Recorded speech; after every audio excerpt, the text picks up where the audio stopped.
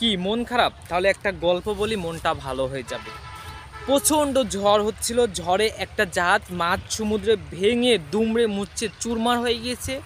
সবাই মারা গিয়েছে, কিন্তু একজন ভাগ্যক্রমে বেঁচে গিয়েছেন এবং ভাসতে ভাসতে একটা তীরে এসে পৌঁছিয়েছেন। যখন তীরে এসে পৌঁছেছেন, সে জ্ঞান ফিরে দেখছে যে আমি একটা তীরে এসে পৌঁছেছি, কিন্তু তাকে ওখানে বাঁচানোর জন্য কেউ নাই।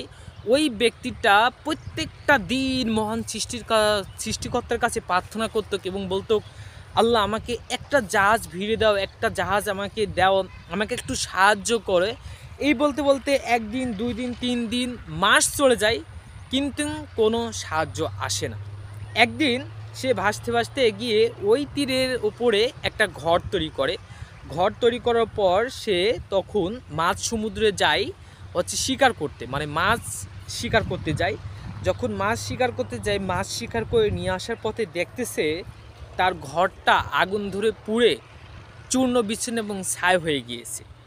তখন সৃষ্টিকর্তার উপরে প্রবল পরিমাণে অভিযোগ নিয়ে বলতে বলতে সে বলতেছে, আল্লাহ আমার একটা শেষ সম্পদ ছিল এই ঘরটা, এটাও তুমি কেড়ে নিলে। তখন এই কথা বলে সে ভাবছে আমি আমার জীবনটাকে আর রাখবো না, আমার জীবনটা আমি সমুদ্রের মাঝে গিয়ে জীবনটাকে শেষ করে দেব।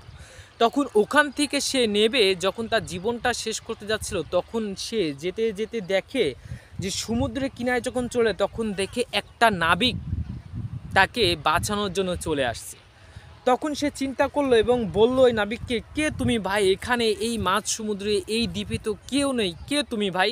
তখন বললে, এই যে একটু আগে আপনি যে খড়খড়িতে আগুন দিয়ে, আগুন জ্বালিয়ে যে ধোঁয়া দিয়ে সংকেত প্রচলন করলেন, সেই তো আমি দেখে আমি বুঝতে পারলাম যে আপনি বিপদে পড়ছেন, এই জন্য আপনাকে উদ্ধার করতে আমি চলে আসলাম। ঠিক আমাদের মুহূর্তে এমন কিছু সময় হয় যে আমাদের লাইফে কোনো কিছু যখন আমরা অর্জন করতে পারি না, তখন মহান সৃষ্টিকর্তার উপর প্রবল পরিমাণে অভিযোগ করি। কিন্তু মহান সৃষ্টিকর্তা আমাদের পরিকল্পনা, আমাদের ভালো সময়টা এবং খারাপ সময়টা চিরস্থায়ী থাকে না, এটা যে বারবার বোঝানোর চেষ্টা করে, সেটা কিন্তু আমরা বুঝি না।